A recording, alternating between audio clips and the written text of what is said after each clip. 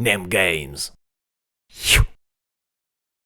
Dans cette précédente vidéo, on a vu le tout début de l'or de The Old World du point de vue des Bretonniens, la croisade menée en Terre des Morts et le début de l'invasion des principautés frontalières par les légions de Settra.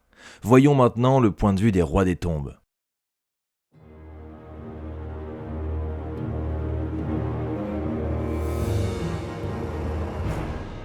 En l'an 2276, Settra lance donc ses légions à l'assaut des principautés frontalières. L'impérissable est furieux. Furieux pour deux raisons. Non seulement les chevaliers de Bretonnie sont venus sur ses terres et ont pillé ses richesses, mais ils ont également abattu le roi Septal Amarantine, l'un de ses plus loyaux et fiables commandants.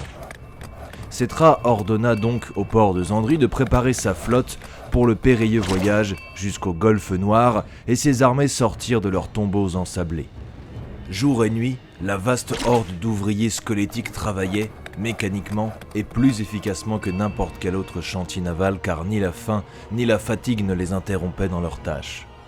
Enfin réparées et prêtes au départ, les vastes légions de Settra embarquèrent sur les navires de guerre réparés ou nouvellement créés.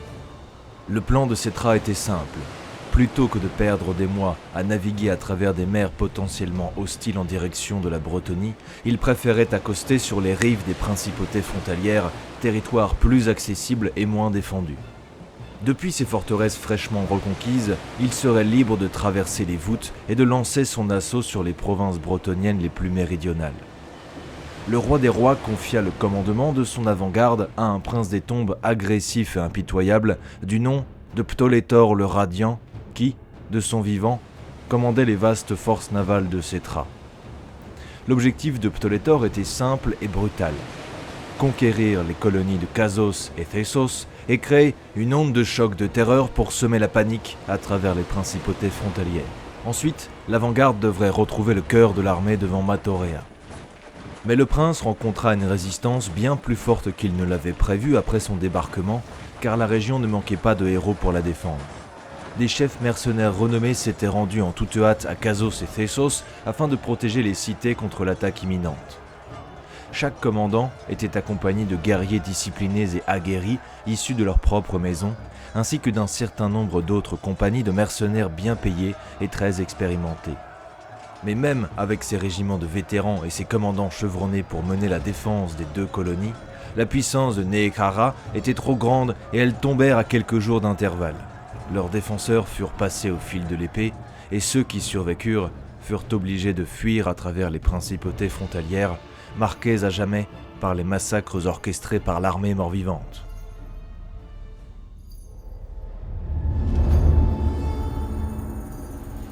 Pendant ce temps, le gros des forces de Settra quittait Zandri pour prendre la direction du golfe Noir. Mais une autre partie de l'ost néhécrarien se préparait à emprunter un chemin différent. Les prêtres liches du culte mortuaire avaient reçu un ordre simple de Settra. Suivez les traces de Septal Amarantine dans les terres arides, jusqu'à l'endroit précis où il avait livré combat contre les lâches chevaliers de Bretonnie. Il devrait ensuite localiser les restes du roi des tombes déchu et faire revenir son esprit des enfers pour que son fidèle lieutenant soit rendu à Settra. Ensuite, Septa devrait marcher vers le nord pour assiéger la citadelle de Myrmidia et la forteresse naine de Barakvar, empêchant ainsi ces deux cités aux riches provisions et lourdement armées d'apporter leur aide à Matorea. Les prêtres du culte mortuaire n'étaient pas assez stupides pour aller à l'encontre des ordres de leur souverain, mais, comme Settra l'avait prévu, ils réaliseraient d'abord certains de leurs propres desseins. Au-delà des frontières de Nehekhara, il reste de nombreux sites antiques qui sont sacrés pour le culte funéraire. Ils abritent toutes sortes de trésors vieux de plusieurs siècles et autres secrets oubliés depuis longtemps. Cependant, de toutes les richesses enfermées dans ces vastes temples cachés, les prêtres recherchent avant tout ces constructions géantes, des statues animées et bêtes monstrueuses laissées longtemps en sommeil dans des tombeaux scellés, attendant l'appel de leur maître pour se relever. Un à un, les prêtres liges visitèrent ces sites cachés et récitèrent des sorts d'éveil, redonnant vie aux monuments endormis des anciens dieux, leur ordonnant de retourner sur le champ de bataille. Des scorpions géants jaillissaient des profondeurs du sable, leurs énormes griffes capables d'écraser avec facilité la roche et l'acier avec peu d'effort. La peau de pierre des monstrueux nécrosphinx brillait alors qu'ils retrouvaient le soleil, tandis que les rangs des Ushabti sortaient de leurs tombeaux millénaires, marchant à l'unisson sous les ordres du culte. Tous ces monstres des sables renforcèrent les effectifs de l'armée des prêtres. Finalement, après des jours de marche, l'hoste mortuaire atteint son objectif au sommet d'un haut plateau des montagnes du dos du dragon. Les prêtres liches y découvrirent les restes des guerriers de Septa tombés au combat. Après plusieurs heures de recherche, il fallut se rendre à l'évidence. La dépouille du seigneur des tombes n'était pas là. Une certaine inquiétude commença à traverser Ashurtak, le hiérophante de l'armée. Un échec attirerait le courroux du roi des rois. Il divisa alors ses forces et leur ordonna de parcourir chaque caverne et crevasse à la recherche du roi des tombes disparu. Au fur et à mesure que la zone de recherche s'étendait, l'attention d'Ashurtak était de plus en plus attirée par la tour elfique de Thor Anrock, dont la garnison défendait régulièrement les colonies voisines d'hommes. Le hiérophante soupçonnait donc les elfes d'être impliqués d'une manière ou d'une autre dans la défaite du roi Septa. Il rassembla ses forces et marcha contre eux.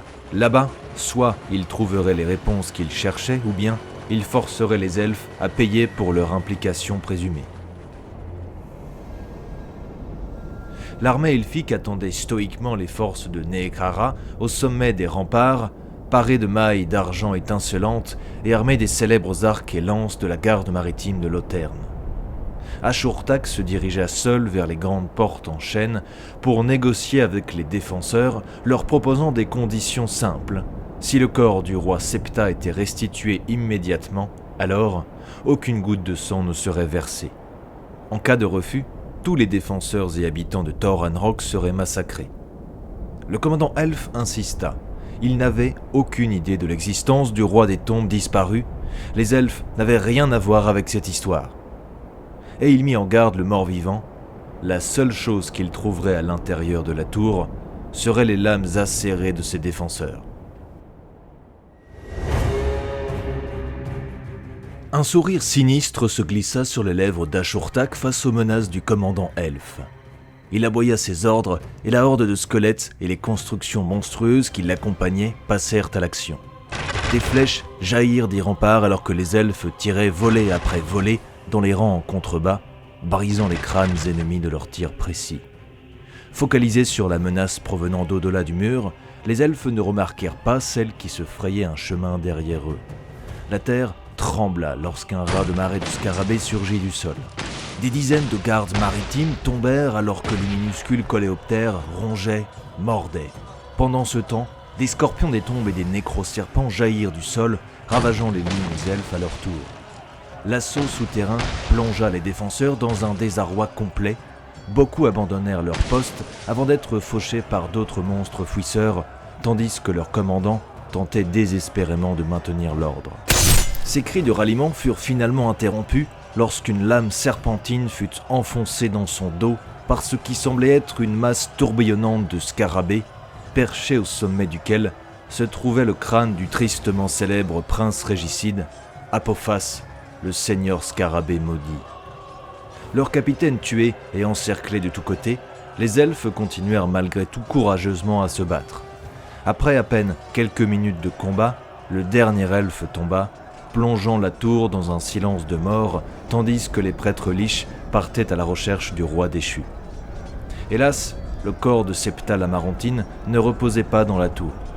Ashurtak ne perdit pas de temps et quitta la tour à la tête de son armée, laissant l'édifice désert sans aucun signe réel de ce qui s'y était passé, à l'exception des corps de ses défenseurs maintenant enfouis profondément sous ses fondations. Renonçant à la recherche du roi Septa, Ashurtak prit la direction de ses deux objectifs stratégiques, Myrmédia et Baragvar. Sur son chemin, l'hoste de la non-vie traça un sillage de destruction, laissant derrière lui un paysage ravagé de fermes détruites et de colonies incendiées. L'odeur de la fumée et du sang attira irrémédiablement les principaux habitants des terres arides. Des bandes de guerre peau verte descendirent des montagnes, en quête, disait-il, d'une bonne grosse baston. Pendant des semaines, les assauts répétés des orques ralentirent l'avancée des rois des tombes. la frustration d'Ashurtak augmenta à mesure que les raids des orques et des gobelins devenaient de plus en plus fréquents. Il prenait de plus en plus de retard alors que Settra s'approchait de Matorea. Il devait atteindre son objectif pour protéger le flanc oriental de son souverain. Ashurtak savait qu'un défi direct était le seul moyen d'entraîner les orques dans une confrontation décisive, alors il envoya des émissaires dans l'espoir de transmettre un message simple au seigneur de guerre orque à la manœuvre. Rencontrez les guerriers de Neekara dans une bataille rangée, où tous sauront que vous n'êtes que des lâches. Au cours des jours suivants, les raids des orques diminuèrent jusqu'à s'arrêter complètement. Alors que certains des prêtres liches présents prenaient cela comme un signe que les attaques des orques avaient enfin pris fin, le grand prêtre savait. Ce n'était que le calme avant la tempête.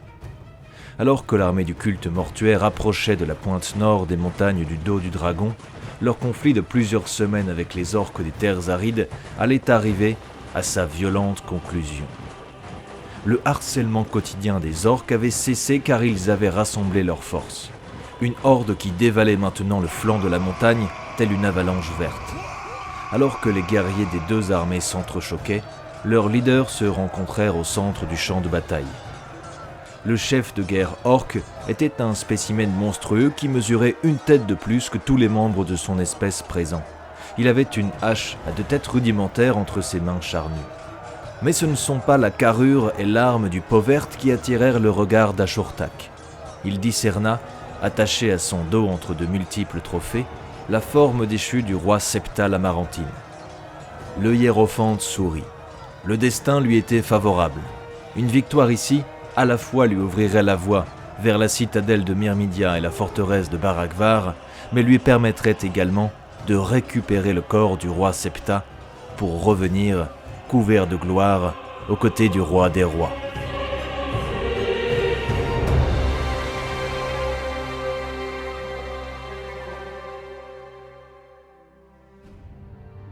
Merci d'avoir regardé la vidéo. Dans la prochaine sur le lore de The Old World, on se penchera sur la Wag Kiknik et les ravages qu'elle a commis en Bretonie et dans les principautés frontalières. À la prochaine!